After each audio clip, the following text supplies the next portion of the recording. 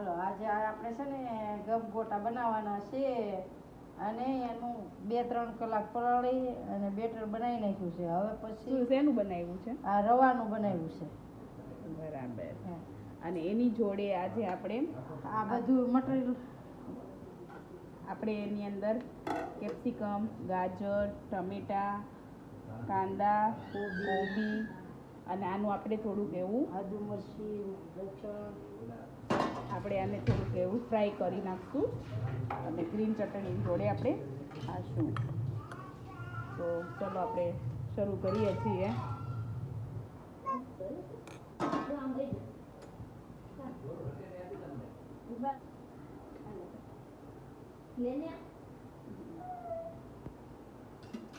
આને આપણે સાંકળી નાખશું બધી મસાલાને.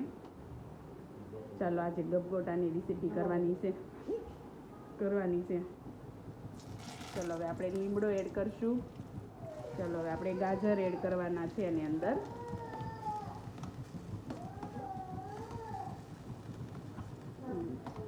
થોડી વાર આ સકળાઈ જાય ને ત્યાં સુધી સ્વાદ અનુસાર થોડુંક મીઠું એડ કરવાનું છે.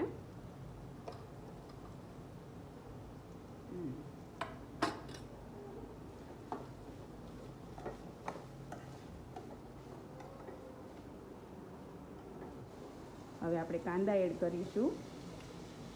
આને થોડું થોડું જ આછું પાતળું જ તે શેકાવા દેવાનું છે. બહુ વધુ પડતું નથી શેકાવા દેવાનું.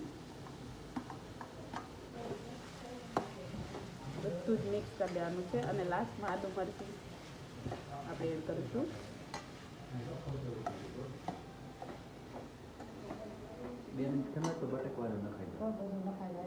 બટેકું એડ કરીશું.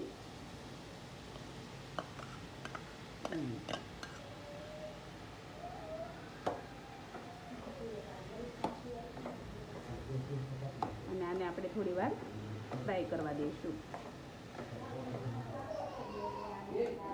હવે આપણે કોબી એડ કરીશું.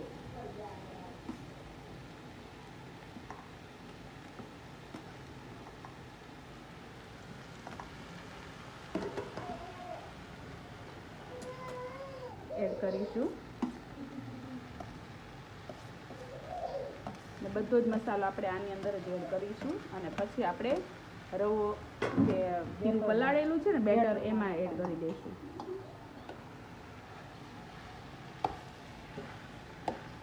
ટમેટા એડ કરીશું.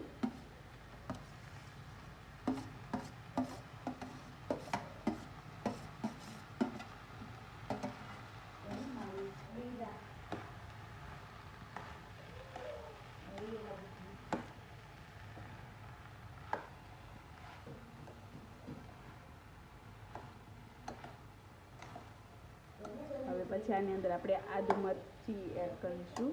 બહુ નહીં ચમચી મીઠું એડ કરવાનું છે. પછી 1 ચમચી હિંગ એડ કરવાની છે.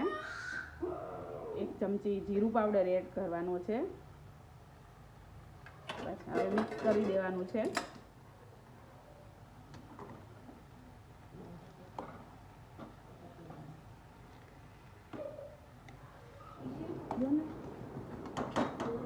ચલો હવે આની અંદર આપણે મરચાંની પેસ્ટ, આદુની પેસ્ટ અને લસણ એડ કરવાનું છે. ચલો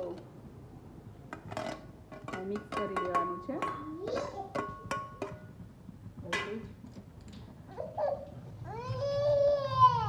ચલો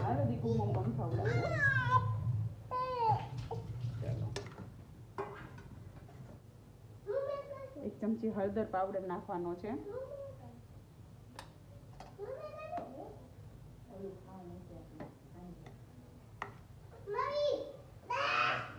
દૂધ આની અંદર એડ કરી દેવાનું છે.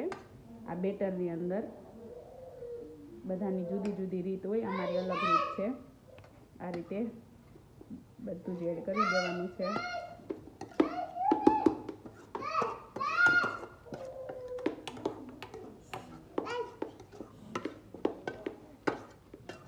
ધાણા એડ કરીશું.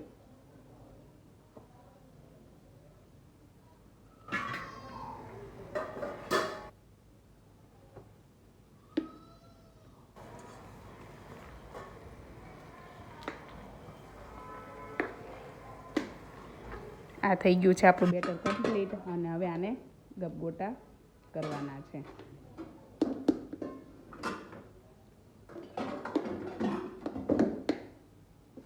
ગ્રીન ચટણી પણ આપણે રેડી કરી રાખી છે. સોસ ચલો આપણે ગપગોટા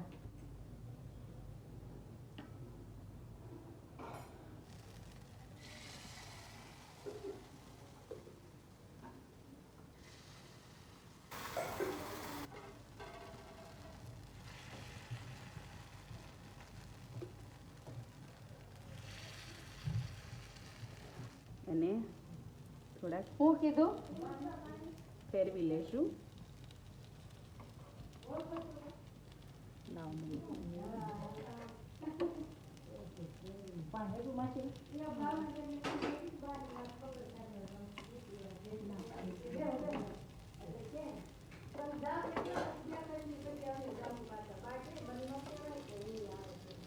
ચાલો આ રીતે બધા ફેરવી લેવાના છે ગપગોટા.